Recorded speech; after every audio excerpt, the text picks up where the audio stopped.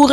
La mutinerie à Rebeuss et la sortie du Premier ministre font la une de presque tous les journaux. Sur le dernier sujet, Rewmi Quotidien renseigne que pour le PM, dans l'affaire Petro-Tim, il y avait urgence à éteindre l'incendie après les nouvelles révélations sur la gestion du pétrole et du gaz au Sénégal. Et l'État ne semble pas plaisanter avec le sujet. En conférence de presse hier, le Premier ministre, qui était dans tous ses états, a menacé d'engager des poursuites judiciaires contre Sonko et Abdoul Mbaye, informe Rewmi Quotidien. Dans ce journal, Ousmane Sonko, en répondant au PM, déclare que la menace d'État est l'apanage des faibles. Le PM n'a dit que du blabla, déclare pour sa part Malick Gakou, à lire à la page 4 de Rewmi Quotidien. John s'explique et menace, l'opposition minimise, en déduit Sud Quotidien. Le Populaire voit que le PM entrouvre les portes de la prison. Désormais, quiconque diffusera de fausses nouvelles s'exposera à la rigueur de la loi, dit le Premier ministre dans ce journal. L'Observateur voit pour sa part que le PM menace et l'opposition se braque. Libération rapporte les propos du Premier ministre Mohamed Dionne à l'endroit d'Abdoul Mbaye. Nul n'a le monopole de l'éthique, dit l'actuel PM à l'ancien. Le pétrole, ce n'est pas la banque.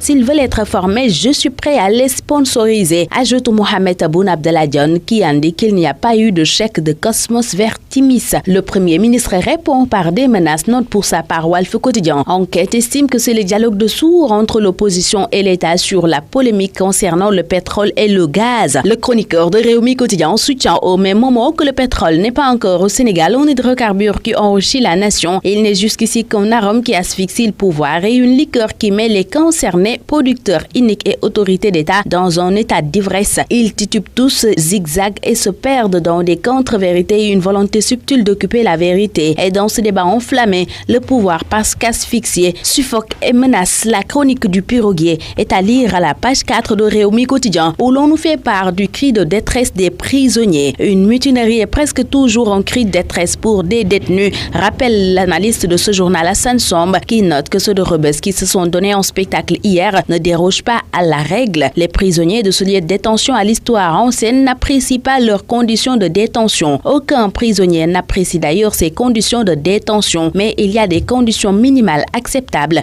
Ce qui se passe dans des chambres comme la mythique chambre 9 pose un sérieux problème de droits humains. Certes, l'État est en train de travailler au changement de ces conditions avec le projet de la construction de la prison de Sébikotane, mais cela est loin de suffire, selon Hassan Somb de Rewmi Quotidien, journal qui dresse le bilan de la mutinerie à Rebeuss.